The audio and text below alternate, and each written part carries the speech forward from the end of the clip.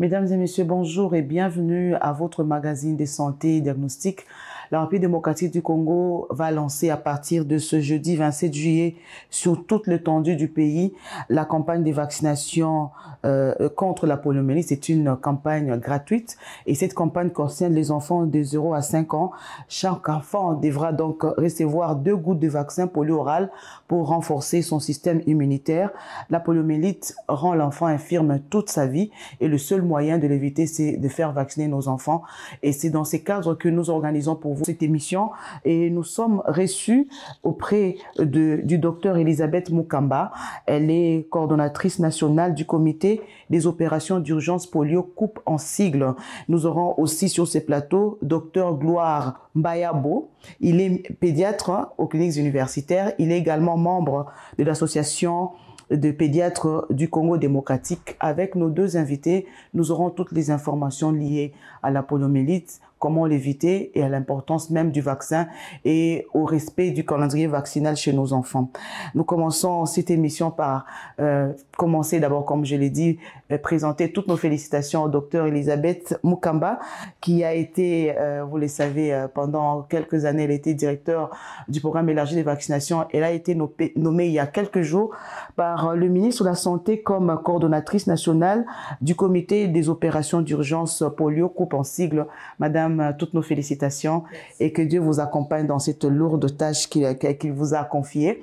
Notre première question, c'est de savoir, docteur, vous lancez officiellement la campagne de vaccination contre la polio sur toute l'étendue du territoire national ce jeudi 27 juillet 2023, alors que nous avons su il y a quelques années que la RDC a été certifiée libre des circulations du poliovirus sauvage. Pourquoi encore cette campagne de vaccination contre la poliomyélite?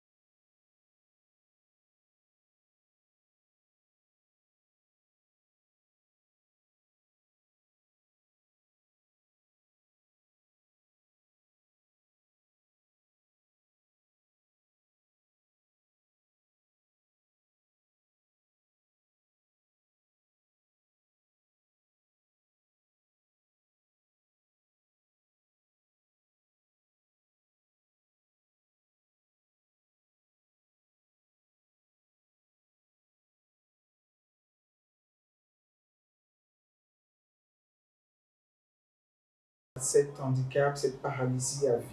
Donc, si je comprends bien, c'est tous les enfants de la RDC qui sont concernés par cette campagne, ou les enfants qui n'ont jamais reçu de vaccin, ou alors les enfants qui avaient reçu en partie le vaccin. Si vous pouvez nous éclairer à ce sujet.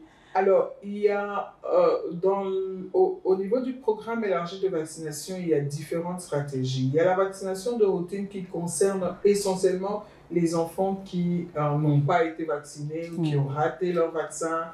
Et les rattrapages se font même jusqu'à 2 ans. Mais lorsqu'on organise une campagne de masse, on ne tient pas compte du statut vaccinal parce qu'on ne sait pas forcément différencier qui a reçu et qui n'a pas reçu.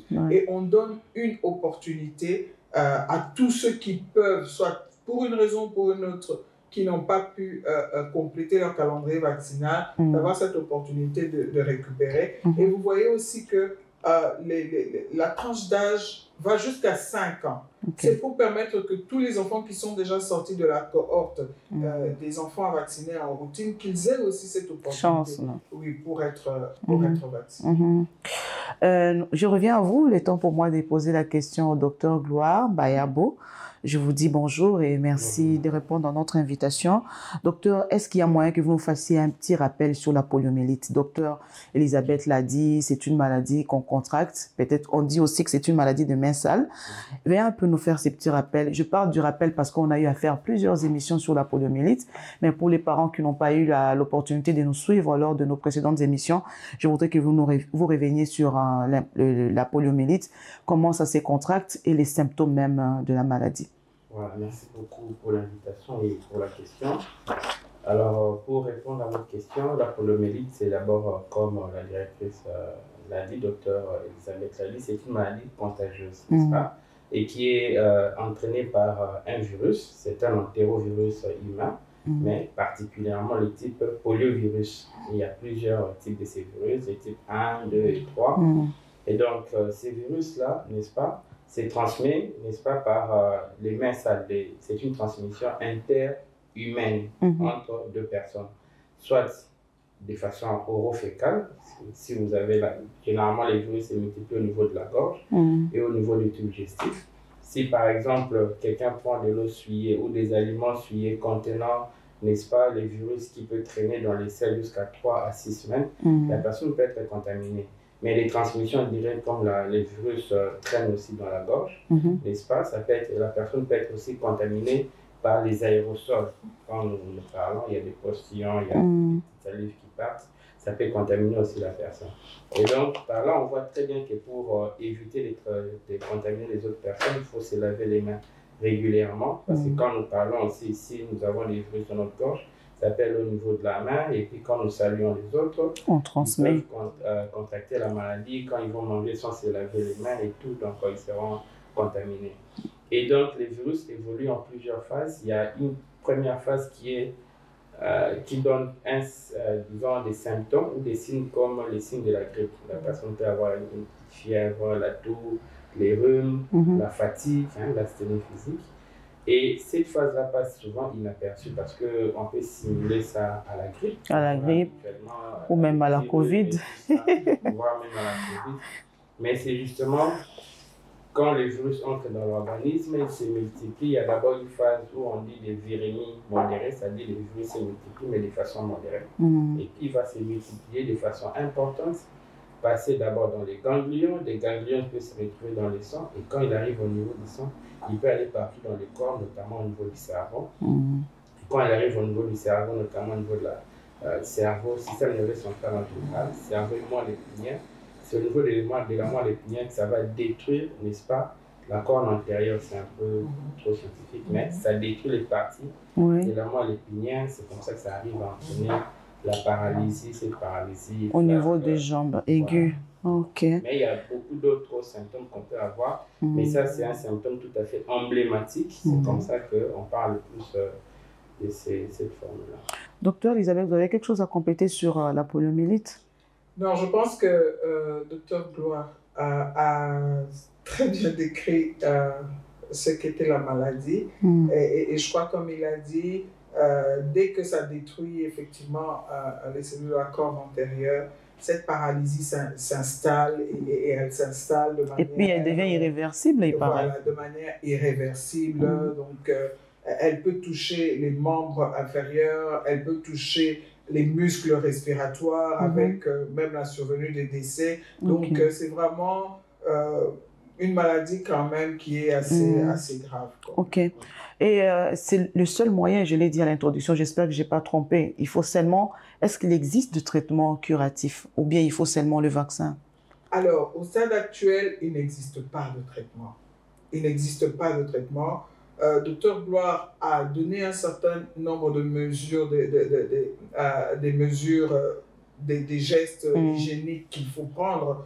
Évidemment, on les a beaucoup appris lors de la pandémie de la maladie à coronavirus, mais ce sont des gestes qui restent très salvateurs, notamment tousser dans le coude, laver les mains, même le port du masque à certains moments, il peut toujours être important, oui. Le lavage des mains, l'assainissement de l'environnement, des sanitaires, mais l'une des interventions majeures, c'est la vaccination. Parce que la vaccination permet tout justement de développer des anticorps, et dès qu'on est en contact avec cette maladie, parce que voilà, les gestes barrières, on ne sait jamais, on peut toujours le oublier aussi.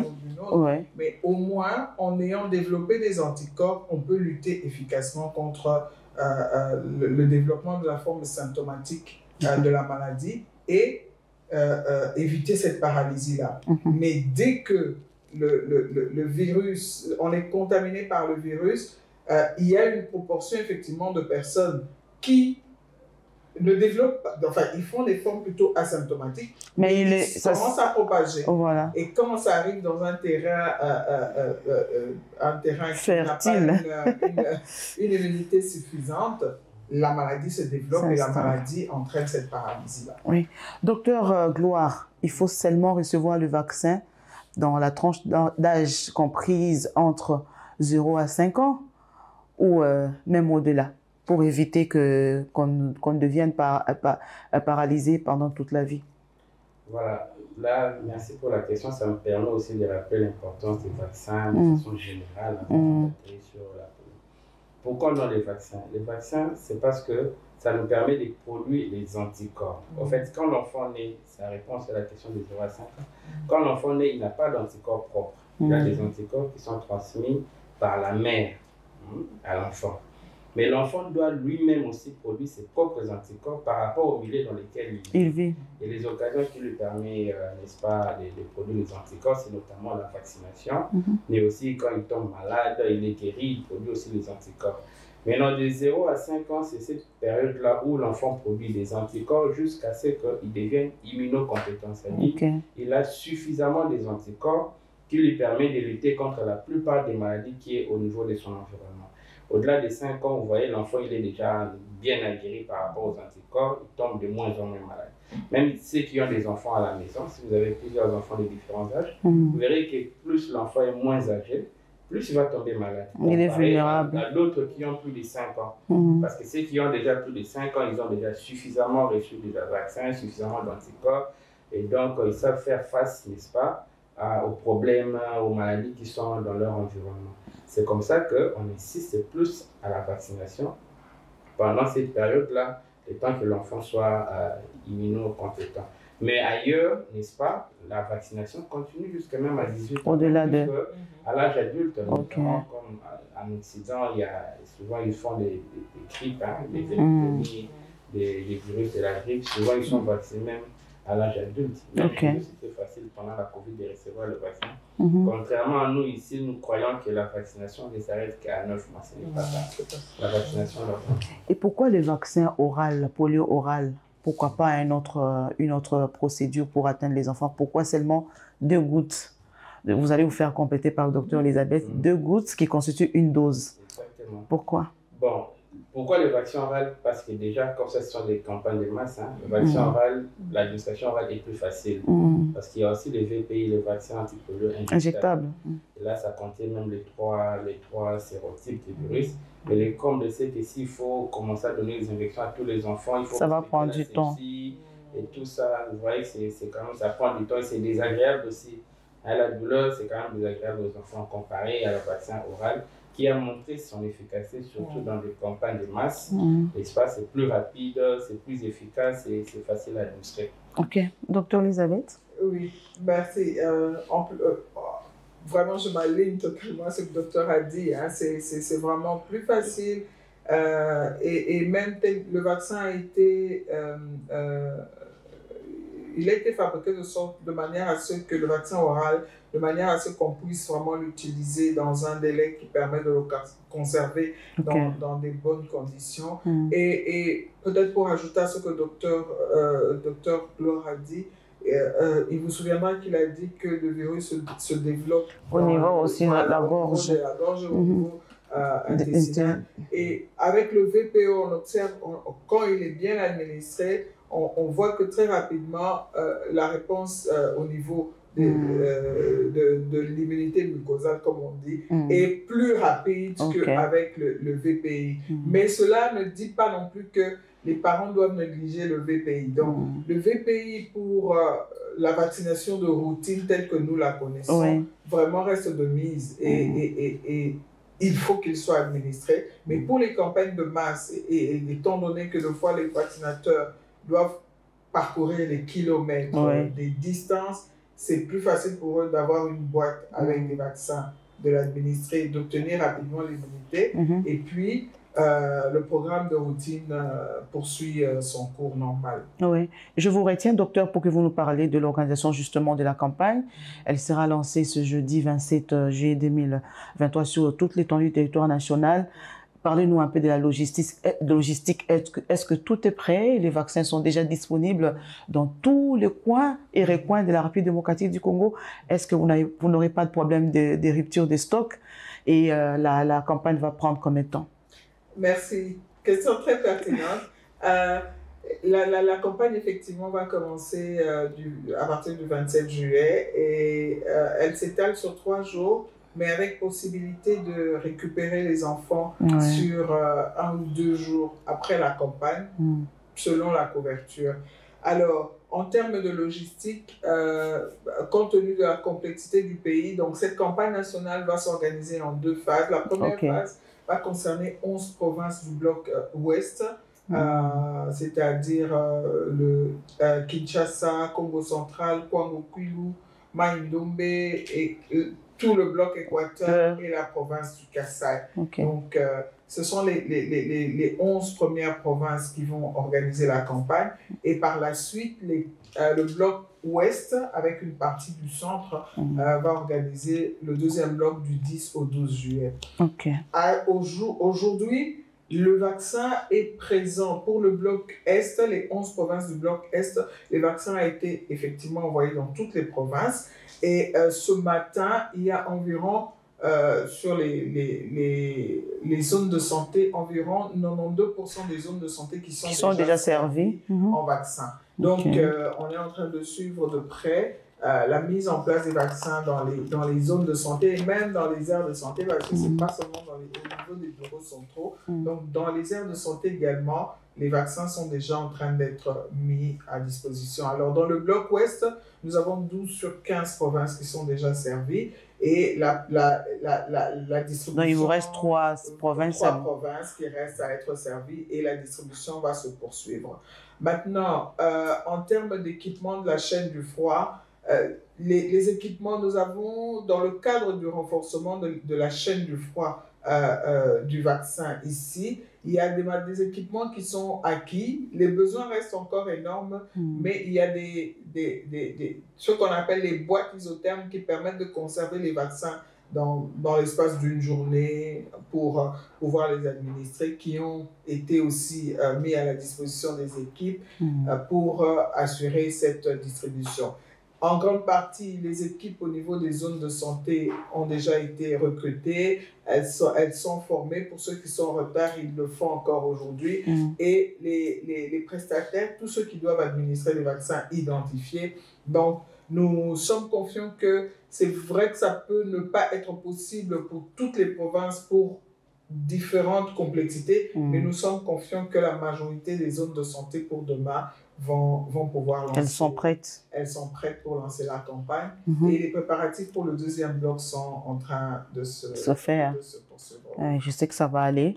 Docteur, est-ce que vous avez, dans votre parcours en tant que pédiatre, vous êtes arrivé de rencontrer les cas des poliomyélites, les enfants qui n'avaient pas reçu de vaccin ou alors les enfants qui n'avaient pas complété leur calendrier vaccinal et qui sont victimes de la poliomyélite? Et comment vous avez eu à gérer ce cas? Voilà, merci pour la question. Voilà, j'ai déjà eu des cas, à Kin, pratiquement pas, mais à l'intérieur du pays, parce que dans le cadre, dans d'autres programmes, pour essayer de renforcer les capacités des prestataires de l'intérieur du pays. J'ai vu des cas comme ça à l'intérieur du pays et voilà, c'est comme Dr Elisabeth l'a dit, malheureusement cette paralysie flash-là est irréversible. Une fois qu'elle est installée, vous pouvez beau faire les kinés et tout ça, et surtout qu'à l'intérieur du pays, c'est difficile d'avoir les matériels orthopédiques qui peuvent aider l'enfant pour sa mobilité. Mais sinon, bon, on a donné les conseils pour éviter que ce qui est arrivé à un enfant puisse arriver à d'autres enfants ou même aux enfants qui sont dans l'entourage. Parce que généralement, ces problèmes-là sont plus au sérieux par la population que lorsque on est affecté ou lorsqu'on voit quelqu'un dans son entourage qui est affecté. Ce qui fait que ces parents-là deviennent comme des ambassadeurs de nous prestataires pour aller parler à d'autres. Parce que nous savons qu'il y a beaucoup de théories de complot qui sont véhiculées à propos des vaccins. Il y a trop de choses qui se disent dans les réseaux sociaux. Et donc, dans des conseils, ces parents-là deviennent évidemment nos ambassadeurs. Ils vont parler à d'autres pour éviter que cette complication-là puisse leur arriver. Donc, c'est un peu ce que je fais quand j'ai vu ces gens. Un enfant qui est déjà paralytique, est-ce qu'il peut continuer les études? Est-ce qu'il peut être utile à la société? Comment on accompagne ces genres d'enfants? Parce qu'ils se sont déjà diminués, un peu réduits de la société. C'était un peu ça mon souci. Comment vous arrivez? Quel genre de conseils vous donnez aux parents parce qu'ils n'ont pas respecté le calendrier vaccinal et que l'irréparable est arrivé? Voilà.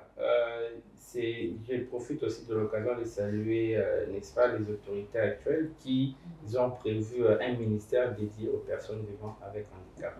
Parce qu'ailleurs, là où nous allons, en Occident notamment, le fait d'avoir l'handicap ne signifie pas qu'on est inutile à la société. Il y a des travaux adaptés à eux, il y a des moyens de transport adaptés, même quand ils viennent dans des bâtiments, il y a des bâtiments adaptés. Donc, ce n'est pas parce qu'on a perdu les pieds qu'on est inutile à la société. Tant que le cerveau est bien, donc on peut travailler.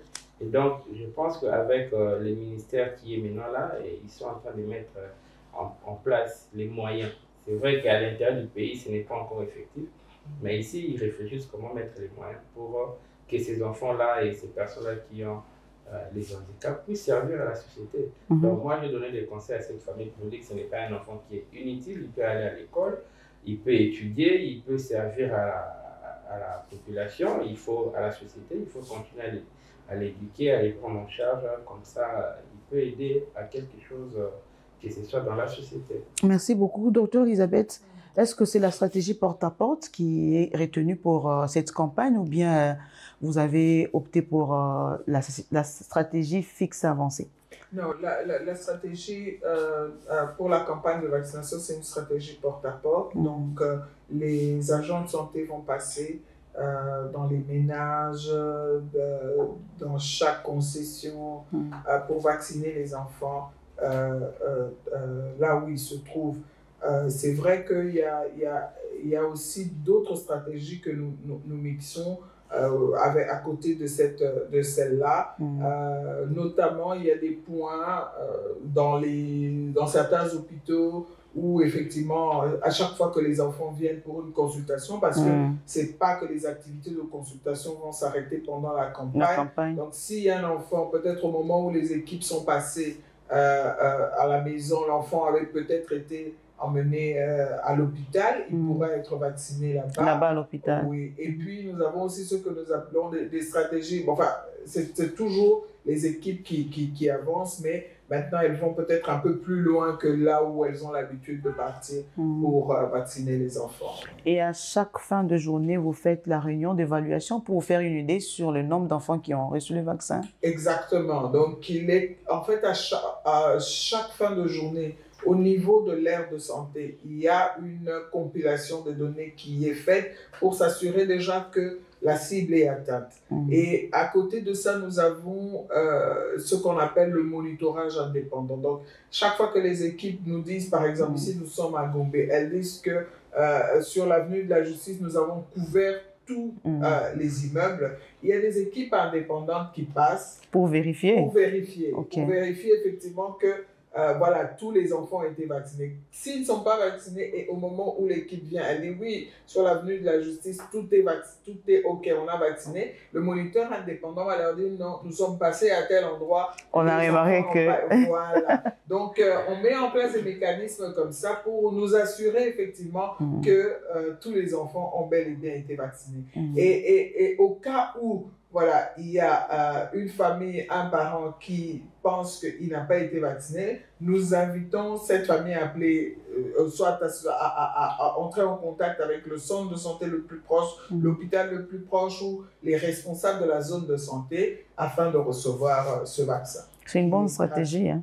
Avec ça, on espère qu'on va augmenter la couverture vaccinale. Vraiment, nous l'espérons parce que tout justement, si nous n'arrivons pas à mettre un terme à cette épidémie, c'est parce qu'on a des progrès, mais des progrès qui ne sont pas, comment je dis, maintenus dans la durée et qui n'atteignent pas le niveau requis. Nous devons avoir au moins 90% d'enfants vaccinés, une couverture vaccinale de 90%. Okay.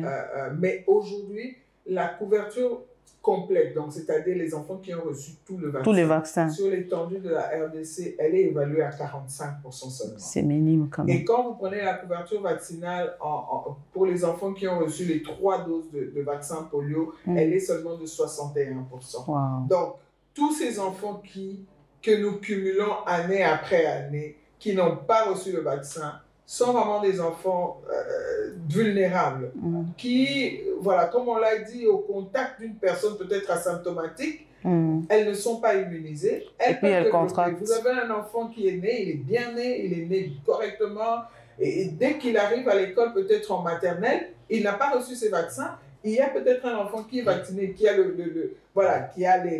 virus de la polio, et tous, ils sont en contact. Lui, il développe une paralysie. Je me mets à la place d'un tel parent qui a vu son enfant marcher, qui a vu son enfant courir. Et puis du coup, l'enfant devient paralysé, alors que il suffit de se faire vacciner. Et surtout que le vaccin est gratuit. Il est totalement gratuit. Ouais. Donc, les agents de santé, il est strictement interdit de demander quoi que ce soit. Les agents de santé sont tenus à administrer le vaccin gratuit. Nous sommes pratiquement à la fin de notre émission. Avant que je ne redonne encore la parole à la coordonnatrice de COUP, vous avez un message à adresser à tous ces parents qui vous suivent, parce qu'on est à quelques heures seulement du lancement officiel de la campagne de vaccination contre la poliomyélite. Voilà, le message que je voudrais lancer aux parents, c'est que la vaccination sauve des vies. Le vaccin ne fait pas du mal aux enfants. Au contraire, les vaccins protègent les enfants. Ce n'est pas parce que l'enfant a été correctement vacciné que vous ne devez pas lui donner les vaccins. Plus l'enfant est vacciné, plus ça lui profite à lui. C'est comme l'enfant peut tomber malade aujourd'hui, demain il tombe malade, mais chaque fois, il produit des anticorps. Plus on reçoit les vaccins, plus on produit davantage les anticorps. Donc, faites vacciner tous vos enfants de moins de 5 ans, même s'ils ont reçu correctement, ils ont respecté correctement les calendriers vaccinaux. Ça sera toujours bénéfique pour eux. Les bénéfices des vaccins varient d'un enfant à l'autre parce que plus on a reçu les vaccins, plus on est mieux protégé que celui qui a reçu moins de vaccins. Donc, c'est le message que je veux lancer aux parents. Ceux qui suivent l'émission, parlez-en à d'autres qui n'auront pas la chance de suivre. Soyez nos ambassadeurs, n'est-ce pas, parce qu'on ne peut pas être partout. Donc, conseillez les autres parents, les autres membres des familles à permettre à ce que leurs enfants de moins de 5 ans reçoivent les vaccins. Ce sera une meilleure idée pour protéger notre société congolaise. Docteur Elisabeth, il semble que vous n'êtes pas seul, vous êtes appuyé par quelques partenaires pour la réussite de cette campagne. Est-ce qu'on peut avoir une idée sur les organisations qui vous accompagnent? Les organisations de la société civile qui nous accompagnent pour la mise en œuvre de cette campagne, mais le partenaire numéro 1, c'est le gouvernement de la République, parce que tous les prestataires sur le terrain, ce sont des agents de l'État, ce sont des Congolais, il n'y a aucun expatrié qui va administrer le vaccin, donc c'est vraiment le premier impliqué. Et à ce titre, moi, j'aimerais encore rappeler, il vous souviendra qu'il y a moins d'un mois, je crois que demain, ça fera un mois, le président de la République lui-même a présidé le 3e forum sur la vaccination et l'éradication de la poliomyélite. Et c'était la 3e édition. Donc, il a tenu 2 premières éditions de ce forum. C'est pour dire combien lui-même il est très engagé sur cette question. Il est hors de question que voilà, les enfants continuent d'être paralysés. Depuis que cette épidémie a commencé, nous avons plus de 840, près de 850 enfants qui sont paralysés. C'est inadmissible, alors qu'il existe un moyen très efficace pour éviter cela. Plus de 800 enfants paralysés à vie. Donc, je pense que voilà, les partenaires majeurs, à la fois, comme je les ai cités, mais aussi l'engagement des parents à tous les niveaux. Ça, c'est vraiment un partenariat que nous venons encore solliciter. Nous demandons aux parents de s'impliquer, pas seulement pour la santé de leurs enfants, mais aussi pour la santé des autres enfants. Nous sommes une communauté. Quand un doigt est malade, c'est toute la main qui est malade, qui est souffrante. Donc, cette affaire nous concerne tous. Nous devons travailler pour arrêter rapidement cette circulation de poliovirus. Merci beaucoup, Dr Elisabeth. Merci à... D'abord, je commence par dire merci aux invités. Vous l'avez senti avec moi que c'était... Waouh, c'était très intéressant. Et si vous hésitez encore, papa, chère maman, je vous prie d'accepter le vaccin pour le bien de nos enfants. Je dis merci aux invités et je rappelle que nous avions sur ce plateau Dr Elisabeth Mukamba. Elle est coordonnatrice nationale du comité des opérations d'urgence polio, coupe en sigle. Elle a été il y a quelques années directeur du programme élargi des vaccinations, mais elle est toujours au PEV, mais elle s'occupe de cette structure qui s'occupe justement de la vaccination contre la poliomyélite. Nous avions également Dr Gloire Bayabo. Il est pédiatre aux cliniques universitaires. Il est aussi membre de l'association de pédiatres du Congo démocratique. Avec eux, nous avons parlé de l'importance du vaccin contre la poliomyélite. Nous devons respecter les calendriers vaccinaux de nos enfants pour leur éviter les pires, comme ils l'ont dit. Un enfant qui est paralysé se sent un peu diminué. Même si on lui dit que tu peux travailler, tu peux être utile à la société, mais au-dedans de lui, il s'est dit il y a certaines choses qu'il peut plus faire. Il peut pas jouer au football. Il y a des choses qui sont un peu limitées parce qu'il est devenu paralysé. Nous vous prions d'accepter les vaccins. Le ministère de la Santé commence déjà à partir de ce jeudi la campagne des vaccinations contre la poliomyélite. Elle est gratuite. Elle concerne toute l'étendue du territoire national. Toutes les provinces du pays sont concernées. Acceptez les vaccinateurs qui feront de porte à porte pour nous atteindre. C'est de ça que nous avons parlé avec nos invités. Merci à vous qui nous avez suivis certainement avec beaucoup d'attention. Merci encore une fois à nos invités d'avoir accepté que nous puissions leur poser des questions et merci également à l'équipe technique qui a permis à ce que nous puissions nous présenter chez vous. Bonne suite des programmes sur nos antennes et à la semaine prochaine. Au revoir. Au revoir.